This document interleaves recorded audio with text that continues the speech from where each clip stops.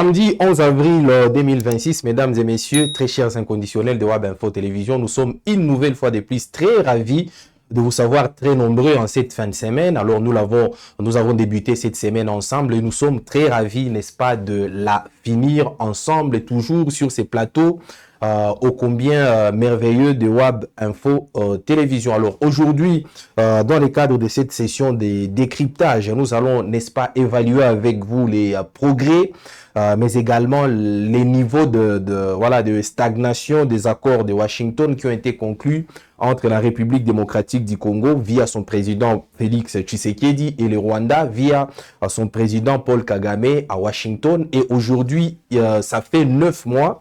9 mois et plus depuis que ces accords-là ont été d'abord signés, puis, n'est-ce pas, entérinés, n'est-ce pas, fin 2025, début 2026. Où est-ce qu'on en est aujourd'hui? Qui constitue les blocages? Est-ce c'est le Rwanda? Est-ce c'est la République démocratique du Congo? Est-ce c'est Félix Tshisekedi? Est-ce c'est Paul Kagame? On va, n'est-ce pas, essayer d'explorer cette question du mieux qu'on peut et on espère que vous aussi, vous allez devoir nous donner vos différentes réactions, vos différents avis également par rapport à ces sujets brûlants de l'actualité qui va, n'est-ce pas, de soi avec le conflit à l'est de la République démocratique du Congo. Alors, je suis réalisé par Faustin Mouyoua, Jenny Touali et Thomas Zawadi sont à la supervision. Je suis Gaëtan Kombi à la présentation. Donc, bienvenue, mesdames et messieurs. Alors, avant de commencer cette session de décryptage, je m'en vais tout de suite vous fixer les règles, mesdames et messieurs. N'hésitez pas à commenter, à nous donner vos différents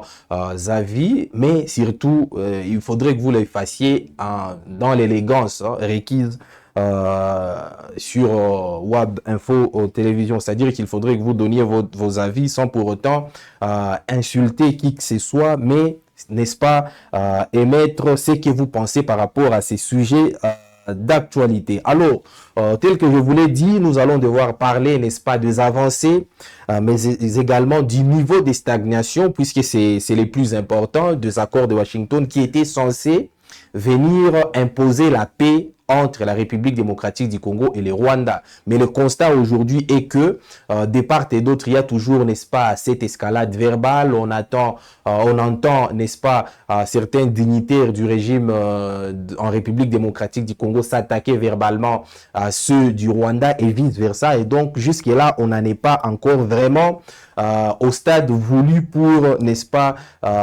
cultiver la paix à l'est de la République démocratique du Congo. Alors, nous allons, n'est-ce pas, nous servir d'un rapport d'évaluation récemment mis en œuvre dans les cas des accords de Washington. C'est un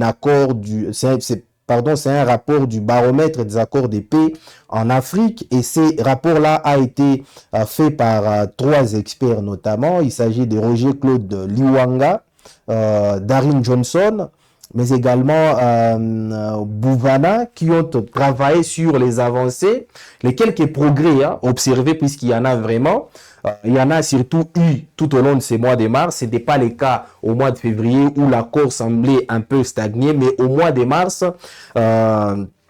quelques progrès ont été observés, ce qui est d'ailleurs notable puisque voilà, on a senti notamment la volonté de la République démocratique du Congo d'avancer par rapport à ces accords de Washington. Alors, quel est le constat positif observé par ces experts qui ont pondu ces rapports? D'abord, il y a eu l'annonce, si vous aviez d'ailleurs suivi les différentes productions sur Web Info Télévision, il y a eu l'annonce par les autorités militaires congolaises le 29 mars 2026 du début des opérations de neutralisation des forces de la libération du Rwanda, FDLR, ce qui n'était pas du tout le cas auparavant. Alors vous savez, Kinshasa avait toujours, n'est-ce pas, l'habitude de nier l'existence des FDLR en République démocratique du Congo, disant que les FDLR ne représentaient plus une menace existentielle pour le Rwanda, mais quand même, on a appris depuis le 29 mars 2026 que Kinshasa s'était finalement engagé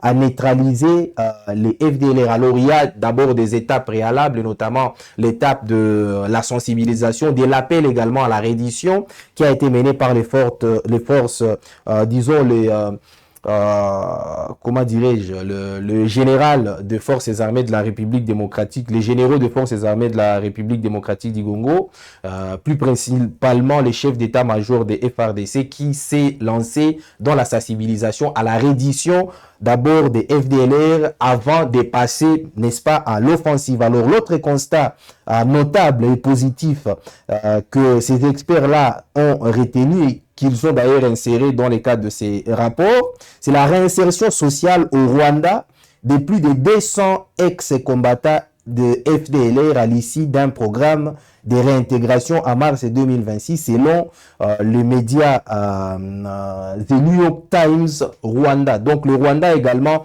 a progressé dans ce sens-là n'est-ce pas, en assurant la réinsertion sociale, hein, c'est-à-dire en réinsérant socialement plus de 200 ex-combattants des FDLR à l'issue d'un programme de réintégration en mars 2026. C'est toujours en mars, hein, puisque si vous nous avez très bien capté, il y a eu d'abord l'annonce des opérations de la neutralisation des FDLR le 29 mars 2026 par les forces des armées de la République démocratique du Congo. Dans le même mois de mars, il y a eu, n'est-ce pas, la réinsertion sociale de plus de 200 ex-combattants FDLR. Raison pour laquelle je suis en train de vous dire qu'il y a eu une progression qui a été observée dans les cadres, n'est-ce pas, de l'implémentation des accords de Washington tout au long du mois de mars, ce qui n'était pas du tout le cas au mois de février, où les taux d'exécution des accords de Washington n'étaient que de 23,3%, mais en mars, les taux d'exécution est passé à 27,5%. Donc il y a eu un peu plus de 4%, n'est-ce pas, de progression dans les cadres, n'est-ce pas, de l'implémentation des accords de Washington. Alors le troisième constat soulevé par ces experts, c'est le retrait fin mars 2026 de l'AFC M23 et potentiellement des forces rwandaises de plusieurs localités de Lubero au nord Kivu. Donc c'est ces retraits-là qui d'ailleurs avait été surmédiatisé, mais qui avait été démenti par l'AFC M23, par plusieurs sources de l'AFC M23, indiquant simplement les mouvements naturels de permutation que l'AFC M23 observe depuis, n'est-ce pas, son établissement au nord et au sud Kivu. Mais quand même, ce constat fait mention de ces retraits fin mars, hein, de l'AFC M23 de plusieurs localités dans les Lubero. Nous sommes là au nord Kivu. Alors, le quatrième constat, toujours soulevé par ces experts, c'est les rencontres du 17 et 18 mars 2026 à Washington entre les représentants de la République démocratique du Congo et du Rwanda portant les mesures concrètes pour faire avancer la mise en œuvre de l'accord de paix de Washington. Donc, cette rencontre également, ces deux rencontres qui ont eu lieu les 17 et 18 mars à Washington, vous vous souviendrez que, n'est-ce pas, les autorités américaines avaient convié à Kinshasa les représentants de Paul Kagame et de Félix Tshisekedi pour non seulement évaluer l'état d'implémentation de l'accord de Washington, mais également fixer des conditions postérieures pour s'assurer, n'est-ce pas, de l'effectivité sur les terrains de cet accord-là de Washington. Alors, le cinquième constat, ce sont les sanctions imposées début mars 2026 par le département du Trésor des États-Unis à l'encontre de la force de défense du Rwanda, RDF, ainsi que de 4 de ses hauts responsables accusés de violation de l'accord de paix de Washington. Cela s'inscrit dans une démarche visant à encourager les partis à intensifier leurs efforts en vue d'une mise en œuvre effective de l'accord. Alors, il y a eu également, toujours au mois de mars, ces sanctions qui sont tombées à l'encontre de forces armées, disons des forces de défense rwandaises et de 4 officiers, des 4 hauts gradés de ces forces armées rwandaises, n'est-ce pas, pour stimuler le Rwanda à, n'est-ce pas, à suivre ou à mettre en pratique l'accord de paix de Washington. En revanche, les principaux défis relevés durant le mois de mars 2026, s'il y a eu ces 5 constats positifs qui attestent d'ailleurs des avancées de ces accords de Washington, il y a des défis qu'il faille soulever et que ces rapports a épinglé, mesdames et messieurs. La poursuite des hostilités entre le gouvernement congolais et l'AFC M23, marquée par un recours croissant à l'utilisation des drones offensifs, comme l'indique le rapport de la MONUSCO. Donc, les plus grands défis qui ont fait à ce que, qui ont causé un échec n'est-ce pas, à l'implémentation de cet accord de paix de Washington, c'est notamment la poursuite des hostilités entre l'AFC M23 et le gouvernement congolais. D'ailleurs, mon confrère Jenny Toine venait de vous en parler. Il y a toujours des escarmouches, il y a toujours des affrontements et le cessez-le-feu n'est pas observé. Et surtout, il y a cette utilisation récurrente des drones. Des drones qui ont fait d'ailleurs beaucoup de dégâts dans les Minembwe. Même jusqu'à maintenant, il y a toujours l'utilisation des drones.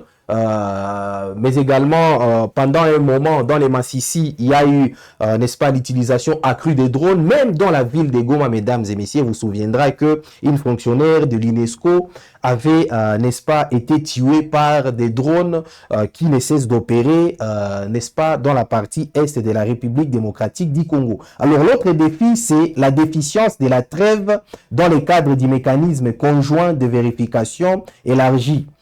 Ainsi que de l'absence préoccupante de l'accès humanitaire effectif et sans entrave au profit des populations civiles. Voilà donc d'autres défis qui ont été soulevés par ces rapports qui ont causé un échec à l'implémentation de cet accord, c'est-à-dire non seulement l'accès humanitaire. Hein, vous vous souviendrez que la demande incessante de la communauté internationale de rouvrir l'aéroport de Goma pour, n'est-ce pas, l'acheminement d'aide humanitaire n'est toujours pas aujourd'hui, n'est toujours pas effectif, hein, n'est toujours pas effective cette réouverture, mais également la déficience de la trêve, la déficience du cessez-le-feu qui a été conclu entre les deux parties dans différents instruments, mesdames et messieurs, aussi bien à Washington qu'à, n'est-ce pas, à Doha qui voilà, qui a muté du côté de Genève.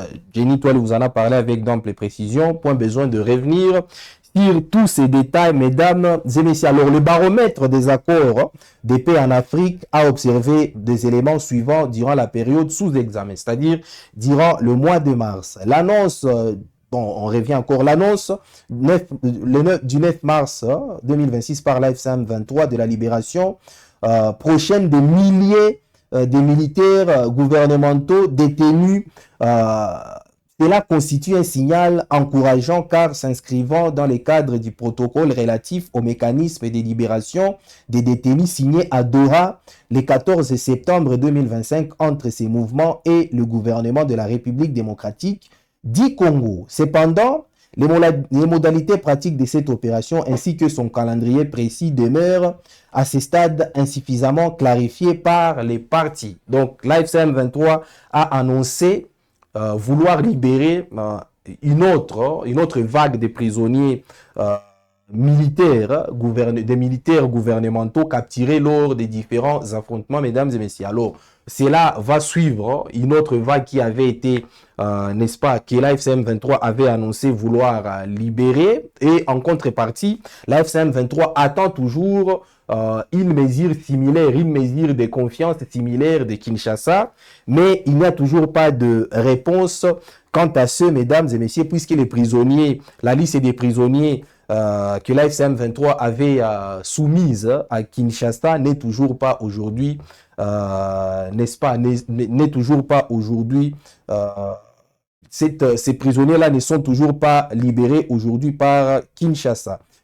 L'autre constat observé pendant cette période, c'est le début de la neutralisation des FDLR le 29 mars 2026. Les autorités congolaises ont annoncé le lancement de la phase offensive des opérations de neutralisation des FDLR abritant les territoires sous leur contrôle après la phase de sensibilisation à la reddition volontaire qui aurait été menée avec succès et les membres des FDLR qui s'étaient rendus devraient être cantonnés à Kisangani. Bien que cette initiative soit positive pour la mise en œuvre de l'accord de paix, les nombres exacts des combattants FDLR ayant volontairement répondu à l'appel à la reddition, ainsi que le calendrier de la phase offensive ou de la phase offensive de neutralisation n'ont pas été précisées. Compte tenu de la complexité et de la sensibilité de cette opération, une transparence renforcée est recommandée afin de soutenir la confiance dans les processus et d'assurer un suivi efficace. Voilà donc les deuxièmes constats opérés toujours par le baromètre des accords de paix en Afrique, c'est-à-dire les débuts des opérations offensives visant à neutraliser les FDLR, se trouvant sur les territoires contrôlés par les forces armées de la République démocratique du Congo. Alors il faille apporter cette précision-là, puisqu'il y a il y a un flou par rapport à ça. Certaines personnes disent que voilà, les FDLR se trouvent dans des zones contrôlées par l'AFC M23. Certains disent que les FDLR n'existaient pas, mais les forces armées de la République démocratique du Congo se sont lancées, toujours dans le cadre de l'accord de Washington, dans une opération de traque, de neutralisation des FDLR se trouvant dans les territoires sous leur contrôle, mesdames et messieurs. Alors peut-être que l'AFC M23 traquera également les FDLR se trouvant dans les territoires sous son contrôle. L'autre constat, c'est la réinsertion sociale de FDLR au Rwanda. On en a parlé. Le retrait des combattants de l'AFC M23 dans plusieurs localités, notamment dans les Lubero. Alors là, plusieurs sources proches de l'AFC M23 avaient réfuter cette version-là. L'autre constat, ce sont les sanctions américaines qui ont visé les forces de défense rwandaises ainsi que 4 de leurs hauts responsables.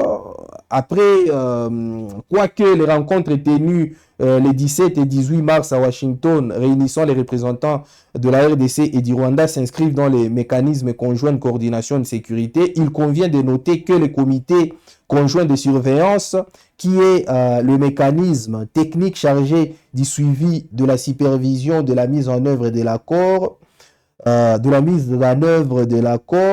comprenant la RDC, le Rwanda, les États-Unis, le Qatar et les médiateurs de l'Union africaine, n'a tenu aucune réunion depuis la fin du mois de novembre. Voilà donc un autre défi, c'est-à-dire les mécanismes qui est censé s'assurer du suivi de l'effectivité sur le terrain de cet accord ne s'est pas réuni depuis novembre 2025. Ces mécanismes-là de suivi qui est composé de représentants de la RDC, du Rwanda, des États-Unis, du Qatar, ainsi que les médiateurs de l'Union africaine. Alors, il s'est également observé, toujours selon ces rapports, l'attentisme de l'Union africaine. Depuis la réunion de haut niveau de Lomé en janvier 2026 sur la cohérence et la consolidation du processus de paix de Washington et de Doha, ainsi que les tournées régionales du médiateur et des facilitateurs de l'Union africaine et les consultations préparatoires à un dialogue intercongolais conduit par le président angolais Joao Lourenço,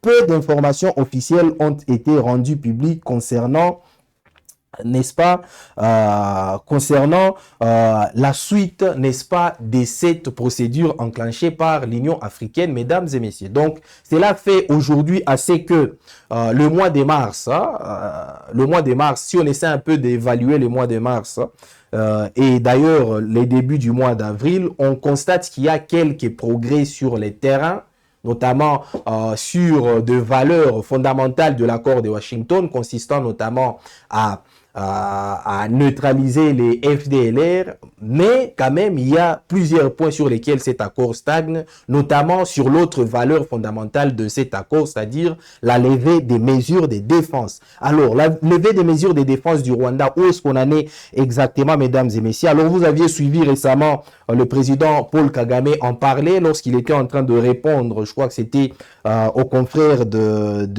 Jeune Afrique, qui était en train de l'interroger sur quand le Rwanda compte lever ses mesures de défense en République démocratique du Congo selon les prescrits de l'accord de Washington. Et qu'est-ce que le président rwandais a répondu par rapport à cette question? Nous refusons de retirer les mesures défensives quand cela signifie des troupes ou quoi que ce soit d'autre. Pourquoi une menace serait-elle dirigée contre moi et vous me demandez de retirer mes mesures défensives alors que vous ne traitez pas la menace? Quelle est la logique? A-t-il répondu à cette question, mesdames et messieurs, d'un journaliste d'Africa Report. Donc Kagame, Paul Kagame, le président du Rwanda, n'est pas du tout prêt à l'idée de retirer ces mesures de défense, puisqu'il estime que ces mesures de défense-là assurent la protection du Rwanda contre la menace existentielle dirigée contre son pays, que représentent les FDLR, qui ne sont toujours pas neutralisés par la République démocratique du Congo. Voilà donc, d'une part, Kinshasa qui a enclenché, n'est-ce pas, qui a enclenché la procédure de neutralisation, d'ailleurs la procédure offensive de neutralisation des FDLR, et d'autre part, Kigali qui refuse toujours de lever ces mesures défensives tant que les FDLR continueront à représenter une menace existentielle contre Kigali, mesdames et messieurs, ou contre le Rwanda. Alors, toujours dans la lignée de propos de Paul Kagame, son ministre des Affaires étrangères, Olivier Ndoungiré, a réagi également par rapport à tout ce qui s'est dit sur les accointances entre les M23 et le Rwanda. Qu'est-ce qu'il a dit? Nous ne devons pas confondre les M23 et les Rwanda. Les M23 est un mouvement congolais composé des Congolais qui occupent des territoires à l'intérieur de la RDC. Le Rwanda, lui, défend sa propre frontière par des mesures défensives contre la menace entretenue depuis 30 ans dans l'est du Congo, à savoir les FDLR, une force génocidaire, et d'autres milices travaillant pour le gouvernement de Kinshasa avec l'objectif déclaré de renverser les gouvernements rwandais. Voilà donc dans la suite toujours du président Paul Kagame. Son ministre des Affaires étrangères, Olivier Ndoungiré, affirme également que le Rwanda maintient ses mesures défensives en République démocratique du Congo pour, n'est-ce pas, pour étouffer, pour se protéger, dit-il, pour se défendre, dit-il, contre une menace entretenue, c'est ce qu'il a dit, une menace entretenue depuis 30 ans dans l'est du Congo, à savoir les FDLR, une force génocidaire et d'autres milices travaillant pour le gouvernement de Kinshasa avec l'objectif déclaré de renverser les gouvernements rwandais. Voilà donc où est-ce que nous en sommes aujourd'hui, mesdames et messieurs, avec l'accord de Washington qui était censé constituer une lueur d'espoir pour la pacification de l'Est et de la République démocratique du Congo, aujourd'hui en proie à des poches d'insécurité. Alors comment les dirigeants aussi bien de Kinshasa que de Kigali, mais également ceux de l'AFC M23 parviendront, n'est-ce pas, à trouver un juste milieu afin d'observer une bonne implémentation, une matérialisation exacte et effective de cet accord de paix de Washington? Est-ce que Donald Trump utilisera le coup de marteau pour forcer ces différentes parties impliquées à accentuer, n'est-ce pas, des mesures de suivi, d'application, mais également de matérialisation de cet accord de Washington? C'est toutes les questions qui restent en suspens, et nous, sur Web Info Télévision, nous nous efforcerons, n'est-ce pas, de vous donner toujours des éclairages, mais retenez que selon ces rapports qui est très fiable, l'état